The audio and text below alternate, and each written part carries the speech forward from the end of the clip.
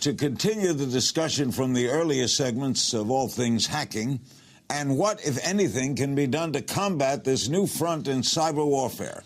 We turn to John McAfee, pioneer in the cybersecurity industry, CEO of MGT Capital Investments, political activist. He sought the Libertarian Party's presidential nomination in 2016. He joins me from Oakland. Heard all the headlines about hacks, the Democratic National Committee being hacked, John Podesta being hacked, Russia's alleged efforts to influence the election. What's your take on all of this? Well, there's so much information out there, Larry, that I think to start with, we need to define what cybersecurity is. I mean, there's the protection of our privacy, which we have none, by the way. There's the protection of our data, our critical data. We have none of that. There's the protection against cyber attacks, like denial of service attacks against internet organizations where we can no longer get access to the internet or a company's computer goes down. And then far more importantly, we have cyber warfare. The only front that America has any capability in is in cyber warfare. That began back in 2011 with Stuxnet, a virus written jointly by the U.S. and Israel that destroyed half of Iran's centrifuges to create purified uranium.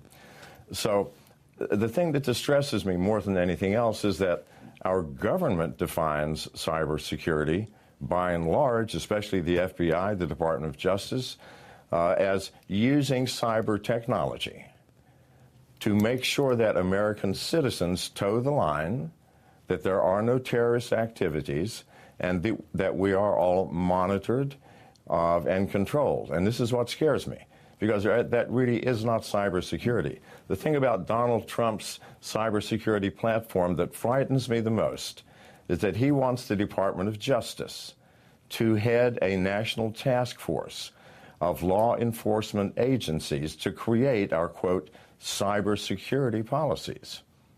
Well, the agency that's going to head that up, we know is going to be the FBI. They are the lead technologists within the Department of Justice. And look at what happened to the FBI. In 2013, they were shut down by Anonymous.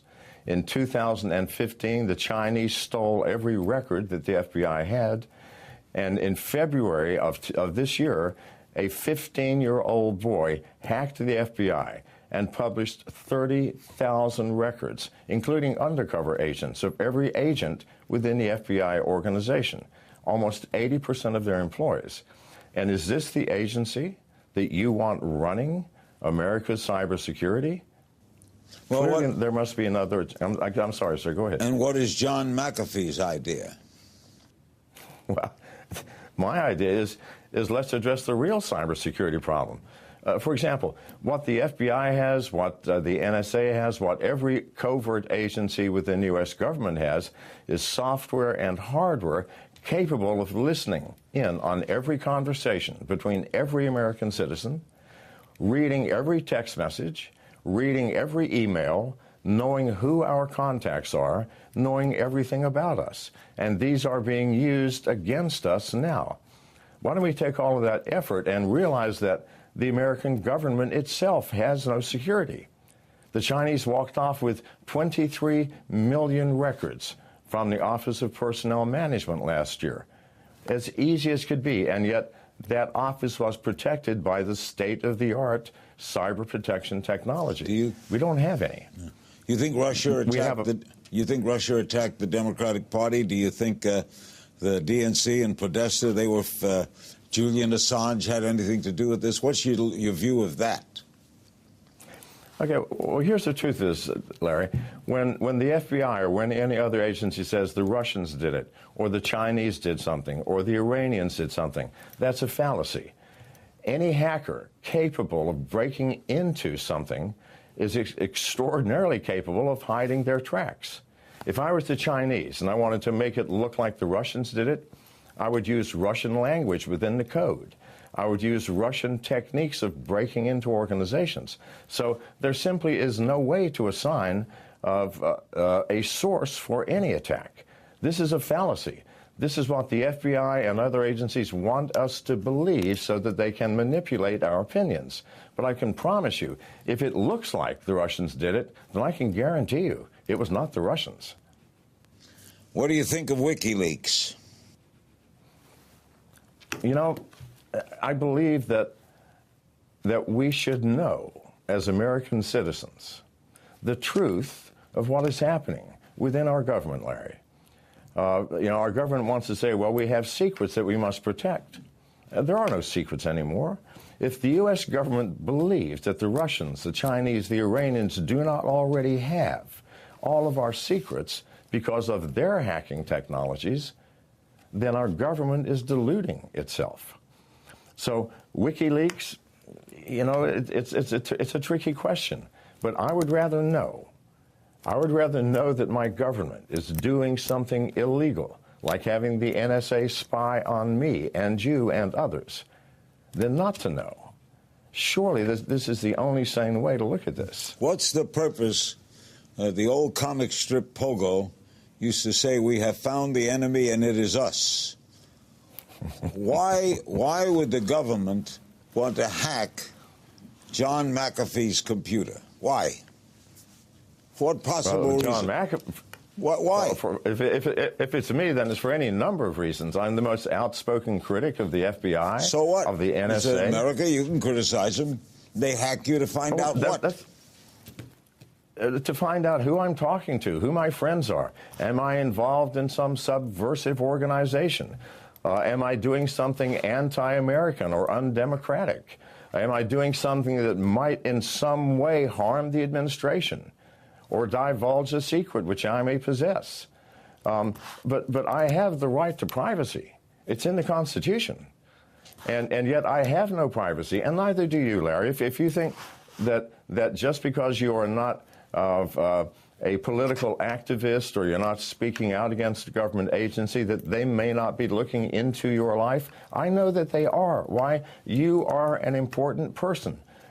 You influence millions of Americans. So, of course, they want to know what you're thinking, what you're doing, who your friends are, and what you're saying.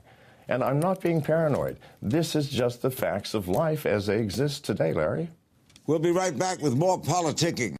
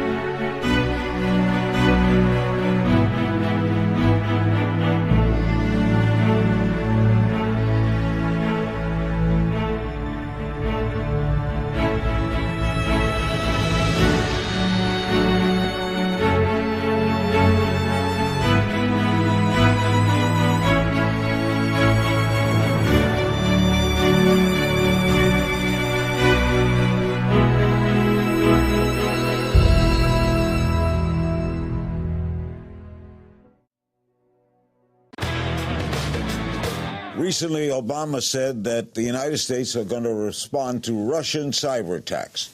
Tell me what the United States can do.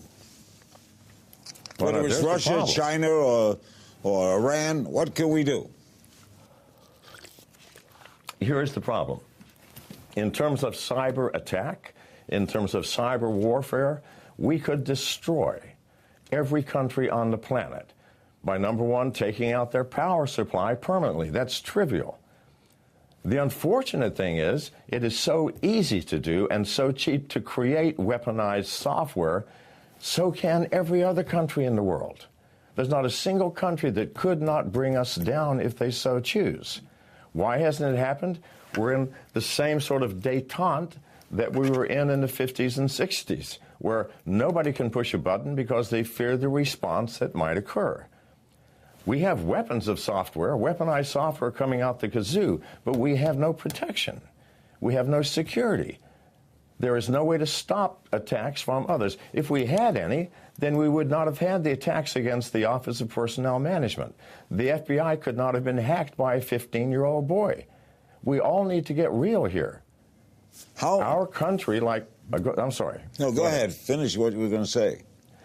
Well, it's simply that it is so easy to create the weaponized software to destroy, harm, and create chaos within other countries that we have totally forgotten the protection of ourselves. And had not the FBI and the NSA applied all of their talents into watching me and you and all of your viewers, we would actually have some cyber protection. But all of that effort has been placed on a country that is afraid of its own citizens. Who approves afraid that? Of people. Who signs off on that? Who signs off on their spying on us rather than on the other guy, the bad guy? Well, who edicts that? Well, allegedly, it would come through the executive branch. But apparently the NSA on its own took on the task of spying on Americans rather than its assigned task of spying on foreign countries without any oversight. I mean, we are out of control here in cybersecurity. We need people who truly understand the full breadth of this. It is a complex problem involving not just our privacy and our security as individuals or as companies, but as a nation. The very existence of our culture, of America, depends on a change. And it can't happen without new people, without new blood, without new talent. Nixon did this without the internet. He invaded psychiatrist's office. He tried Watergate, right? Now, right. Imagine, let's say, an evil president. Now, you don't think Obama cares about going into your cyberspace, do you? Do you care? Do you think he does? I don't think so. No, obviously he doesn't, else it would not be happening. So you think he does know about it or doesn't know about it? Well, whether he does or doesn't, he doesn't seem to care. Clearly someone doesn't care. I am smart enough. I've been in this business my whole life, Larry, and I'm smart enough to know when I buy a new telephone, within 3 days, some agency of the government has invaded my privacy by placing spyware on my phone, listening to me, watching me, reading my emails and text messages. I've long since given up on trying to prevent that. Instead, I use older technology for communications that matter to me, flip phones that can't be hacked. That's what I have. But this, well, good man, and stay with it, because I know when it's happening to me. Good heavens, I'm 71 and I've been in this business for 50 years, so I know that it's happening, and not just to me. And can the same brilliance of technology counteract it? Yes, absolutely. But we have to have someone at the top or someone in authority that will say, look, the FBI, your job is not to spy on American citizens randomly, at will, by getting silenced by some judge that you wake up at 2 o'clock in the morning who doesn't seem to care, to give you a warrant that will allow you using a device called a Stingray, created by Harris Corporation, that will read and listen to everybody's conversation within a half-mile radius, even though you have a warrant for just one person. Please, this is actually happening. It has to stop. And we have to apply ourselves to the task of securing our country, our corporations, and ourselves from attack from any number of quarters. And we don't need one more attacker, that attacker being our own government. It's bad enough as it is. You were the developer of the first commercial antivirus program. Has this made you a target of hackers? Well, of course, yeah. It's a badge of honor, I think, for a hacker to hack me. And it happens frequently. What happens is when people plant software on my phone, I immediately identify it. Instead of getting rid of it, I try to find out who put it there. And then I keep my phone in a safe place when I want to have a private conversation.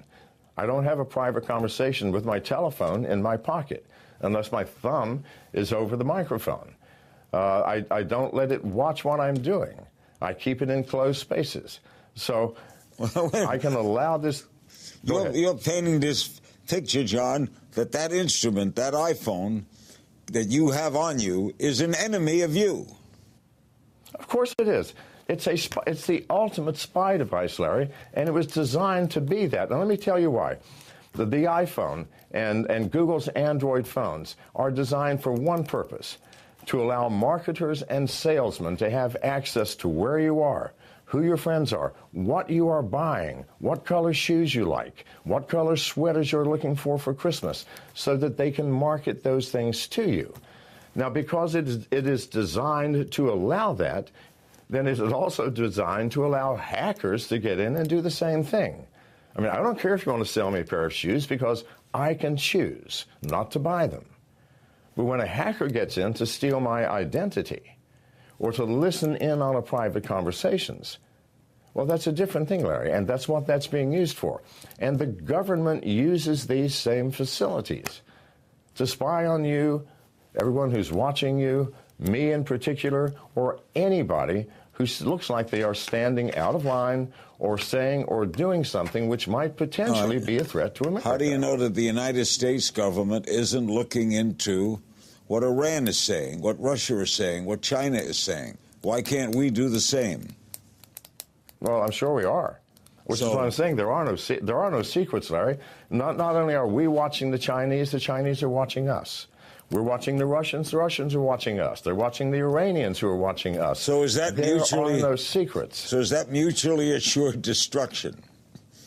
It is, if we don't stop it. If we don't develop techniques to prevent this from happening. Everything has been focused on warfare. I have software that can attack you, or violate you, or find your information. But nothing has been placed on preventing that from happening from the other side. It's like we have nuclear bombs, but no bomb shelters. This is where we are today. So where does it all end? What's your biggest fear? My biggest fear is that Donald Trump will not see the reality of our cyber situation and will allow the current madness to continue, only in worse form. His cybersecurity platform, stating he wants the Department of Justice to control a nationwide task force, is the most frightening, because we know that it will be the FBI within the DOJ. They've been hacked more than anybody. If the head of the FBI were with us right now, what would he answer to what you've just said? Well, okay, so I debated on CNN the FBI mouthpiece for 15 minutes, a very slick gentleman who started off saying it's all about security versus privacy. You must give up some privacy to get security. This is when they wanted to open the iPhone. And I was saying, no, nonsense, you know how to do it. And ultimately they did it on their own, only after so many people spoke out against them. My greatest fear is that Mr. Trump is going to overlook that subtle difference between cybersecurity and the use of cyber technology to assure our national security by spying on us. The trouble could That's be my biggest fear, Larry. Trouble could be the public, John. Hitler, in 1937, suspended warrants. He did away with warrants. And he explained to the German public, we have enemies within. If you have nothing to fear, why do you care if the police come to your house to search it? And the public bought that. Do you think the American public would buy that? Well, only if they haven't understood what privacy is, Larry. Because you think if you've got nothing to hide, you have nothing to fear. All of us, 100 times a day, exercise a privacy function. When you buy something from the grocery store, do you tell the clerk the intimate details of your life? No, that's madness. For your casual acquaintances, you may divulge more. For a close friend, you might divulge even more. For your spouse, you might divulge everything, providing you're not having sex with her sister. But even then, you might not choose to divulge that. We all have levels of privacy that allow our society to function smoothly. And so if you say, well, you have nothing to hide, you've got nothing to fear, that means that ultimately everybody will know everything about everybody else. And we will have riots in the streets. Privacy is the glue that allows the negative aspects of humanity to meld with our positive aspects and have a smoothly functioning society. We are all, Larry, greedy as well as loving. We feel hate as well as generosity. We have grace, but we also have fear and jealousy. These are the things that we must keep private from some people. Otherwise, your neighbor, if you're a Christian and you don't know your neighbor's a Muslim or vice versa, and all of this comes out, suddenly the person that you liked you no longer like. Suddenly there's animosity, secrecy. We all have secrets. We all must keep them. John, you're a great guest. Thanks so much for joining us. You're welcome. Always good seeing you. John McAfee, whoa. Thank you for joining me on this edition of Politicking. Remember, you can join the conversation on my Facebook page. Check out the Politicking blog on our homepage, or tweet me at King's Things. And don't forget to use the Politicking hashtag. And that's all for this edition of Politicking.